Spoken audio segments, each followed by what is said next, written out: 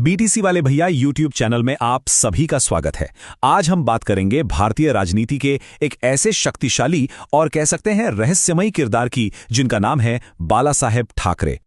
तो चलिए इस कहानी की शुरुआत इसी सवाल से करते हैं। सोचिए, भारतीय राजनीति में एक ऐसा नेता भी था जिसने अपनी पूरी जिंदगी में कभी कोई चुनाव नहीं लड़ा, लेकिन फिर भी दशकों तक महाराष्ट्र की सत्ता का रिमोट कंट्रोल अपने ही हाथ में रखा। कौन थे वो? देखिए, उनकी कहानी किसी फिल्मी स्क्रिप्ट से कम नहीं है। एक कलाकार से एक पॉलिटिकल पावर हाउस बनने तक का ये सफर आखिर शुरू कहां से हुआ? चलिए जरा गहराई में उतरते हैं। तो सबसे पहले कुछ बुनियादी जानकारी देख लेते हैं। बाल केशव ठाकरे, जन्म 23 जनवरी 1926 को। उनके पिता केशव सीताराम ठाकरे एक बहुत जाने-माने समाज सुधारक और लेखक थे, जो अपनी बात बहुत बेबाकी से रखते थे। तो कह सकते हैं कि विचारों की यही निडरता उन्हें विरासत में मिली थी, जिसने आगे चलकर शिवसेना की नींव रखी। बाला साहेब की दिलचस्पी ना पढ़ाई से कहीं ज्यादा कला में थी। वो एक कमाल के कार्टूनिस्ट थे, और एक कार्टूनिस्ट की तरह ही वो ये बात अच्छी तरह जानते थे कि कैसे तीखे व्यंग्य और सरल संदेशों से जनता का ध्यान अपनी ओर खींचा जाता है। यही कला उनके विचारों को आवाज देने का पहला जरिया बनी, और इसी के सहारे उन्होंने पत्रकारिता की दुनिया में अपना पहला कदम रखा। और बस यहीं से उनकी जिंदगी का सबसे बड़ा टर्निंग पॉइंट आया। उनकी पत्रकारिता सिर्फ कागज तक ही सीमित नहीं रही, बल्कि उसने एक बहुत बड़े राजनीतिक आंदोलन को जन्म दे दिया। अब इस टाइमलाइन में जो सबसे दिलचस्प बात है वो ये है कि कैसे एक मैगजीन ने एक पॉलिटिकल पार्टी की नींव रख दी। 1960 में उन्होंने मार्मिक नाम की एक साप्ताहिक पत्रिका शुरू की।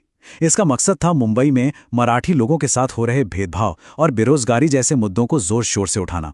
उनके तीखे कार्टून्स और लेखों को लोगों का इतना जबरदस्त समर्थन मिला कि सिर्फ 6 साल के अंदर 1966 में एक पत्रिका एक राजनीतिक सेना में बदल गई, जिसका नाम था शिवसेना। शिवसेना की विचारधारा बिल्कुल साफ थी। उसका मूल सिद्धांत था मराठी मानुस को उसका हक दिलाना। वो चाहते थे कि महाराष्ट्र में नौकरियों में स्थानीय लोगों को पहली प्राथमिकता मिले, और साथ ही मराठी भाषा और संस्कृति की रक्षा हो। और इसी विचारधारा के दम पर बाला साहेब ठाकरे देखते ही देखते महाराष्ट्र की राजनीति के सबसे बड़े किंगमेकर बन गए।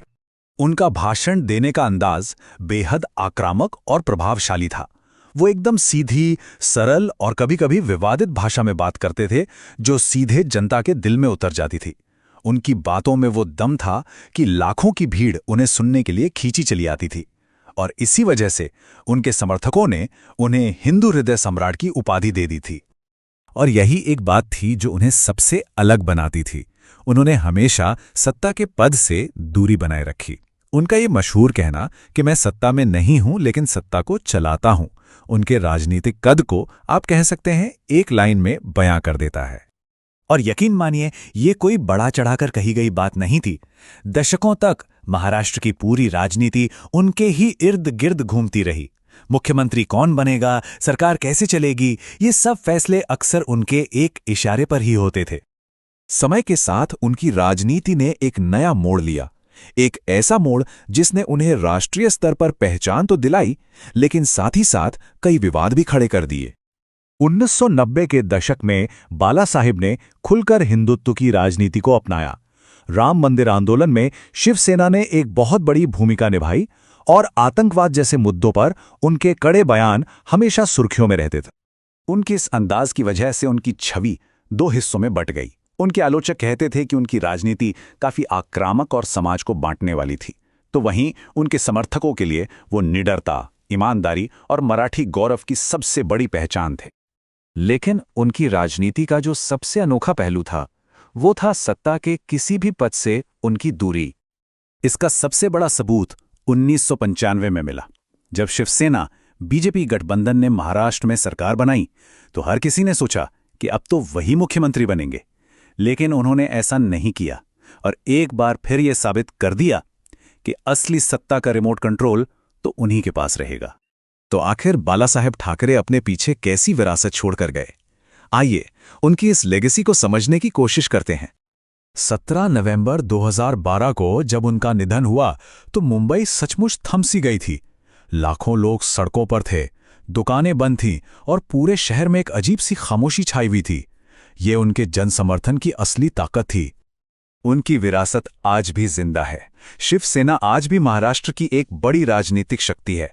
उन्होंने मराठी गौरव की राजनीति को एक नई दिशा दी, और सबसे बढ़कर वो हमेशा एक ऐसे नेता के रूप में याद किए जाएंगे जो बिना कोई चुनाव लड़े सत्ता का केंद्र बना रहा।